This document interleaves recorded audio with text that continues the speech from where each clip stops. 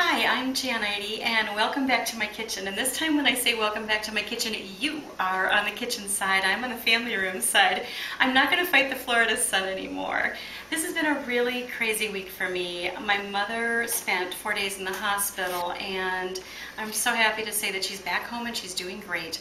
But it totally cut into my Philadelphia cream cheese time. I wasn't going to work on it until I knew Mom was okay. So today's our last day and I have 6 dishes that I want to make for you, but I'm getting some help from some friends. I have 9 of our very best friends out on the patio enjoying themselves, and they are going to help me by eating the dishes as they get done because I don't have enough room in my refrigerator for everything I'm going to make today. I'm starting with Bobotie. It is South African comfort food, and I didn't intentionally eat it. The way I found it was really by accident. A number of years ago, my friends and I were at dinner with my husband, and it was a buffet at a wonderful African restaurant here in Orlando. We have some fabulous restaurants down here. You have to come down and try them. But I saw a dish that looked really delicious and just put it on my plate and took a bite, and it is South African comfort food. It has the look of an egg strata.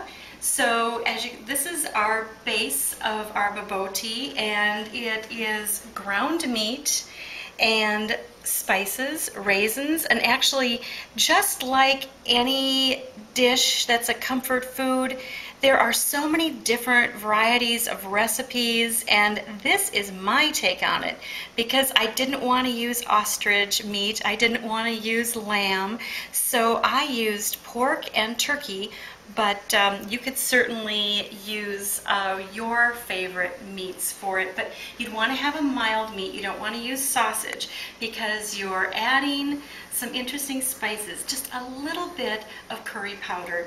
You don't even really taste it. It adds an interesting undertone to the dish, and a little bit of cinnamon.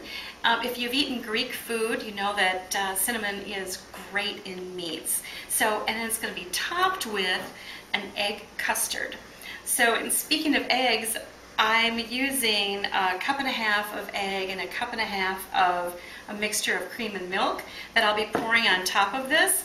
But I wanted to show you, these are ostrich eggs, and when I think of this dish, I can just envision some lovely South African woman going out and just getting 1 egg for her Bobotie, but it took me 6.